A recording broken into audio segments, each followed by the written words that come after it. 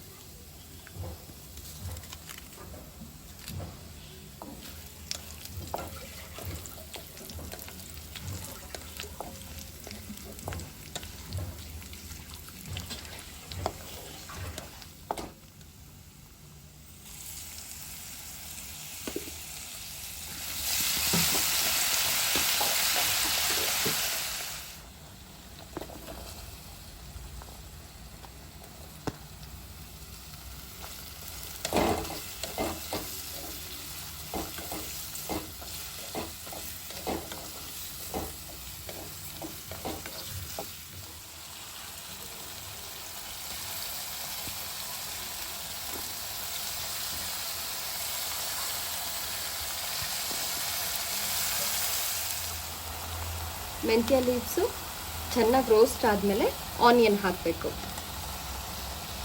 ಆವಾಗ ಆನಿಯನ್ ಗರ್ಗರಿ ಆಗುತ್ತೆ.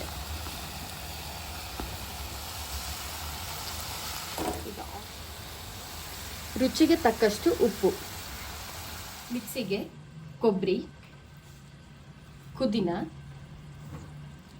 ಸ್ವಲ್ಪ ಗೋಡಂಬಿ ತಿಕ್ಕಾಗಿ ಬರೋಕ್ಕೆ, ಧನಿಯಾ ಮಸಾಲೆ ಪೌಡರ್ 1 ಸ್ಪೂನ್. ಪೇಸ್ಟ್ ಮಾಡ್ಕೊಂಡಿರೋದನ್ನ ಈರುಳ್ಳಿ ಬೆಂದ ಮೇಲೆ ಪೇಸ್ಟ್ ಹಾಕಬೇಕು.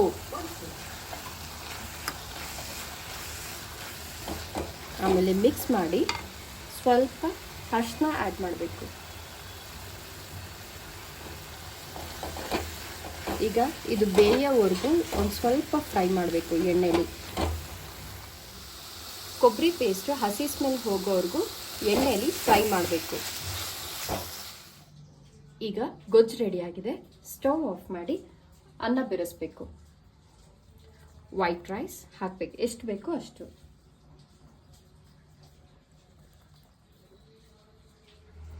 ವೈಟ್ ರೈಸ್ ಆದಮೇಲೆ ನಿಂಬೆಹಣ್ಣು ಹಿಂಡಬೇಕು.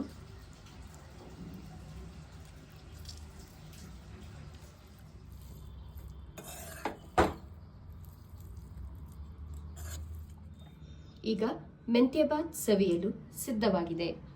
ಧನ್ಯವಾದಗಳು.